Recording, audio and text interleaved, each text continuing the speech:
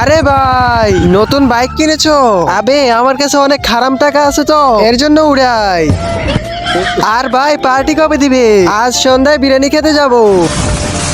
আরে আবে আমার বাইক। আবে শালে অশুভ, তোর কারণে আমার বাইক জ্বলে গিয়েছে। আমার বাইক। আবে কেউ আছো, আমাকে সাহায্য করো। আরে ভাই, চাচাজির প্রেসার কেমন আছে? ভালো হয়ে গেছে ভাই। আরে চাচাজি ঠিকঠাক আছেন? হ্যাঁ বাবা। আরে বাবা, আমার নিঃশ্বাস বন্ধ হয়ে যাচ্ছে। আরে বাবা, কি হয়েছে তোমার? বাবা। আবে শালে অশুভ, তোর কারণে আমার বাবা মরে গেছে। বাঘ শালা অশুভ।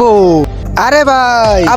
আবে শালা অশুভ, তুই আমার কাছে চলে এসেছিস। এবার আমার সাথে কিছু না কিছু অশুভ হবে। আবে শালে বাঘ অশুভ।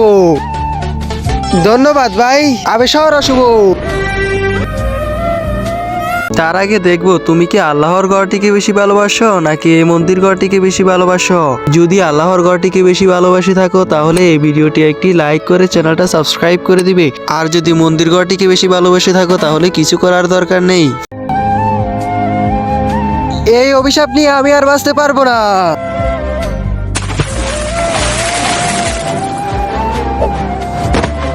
আবে তুই আমাকে কেন বাঁচিয়েছিস? আবে তুই মরতে চাস কেন? আমার ইচ্ছা। তোর ইচ্ছা? আবে তোর সমস্যা কি? আমি নিজে এক সমস্যা। আমি এক অভিশাপী।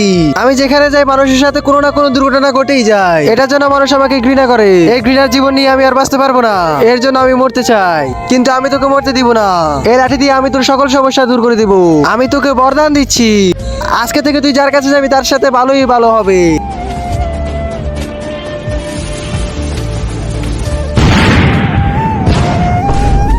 আবে শালা, তুই তো আসলে অনেক বড় অশুভ। এবার তুই ডুবেই মরে যা। শালা অশুভ, তোর কারণে আমার জাদু লাঠি গেছে।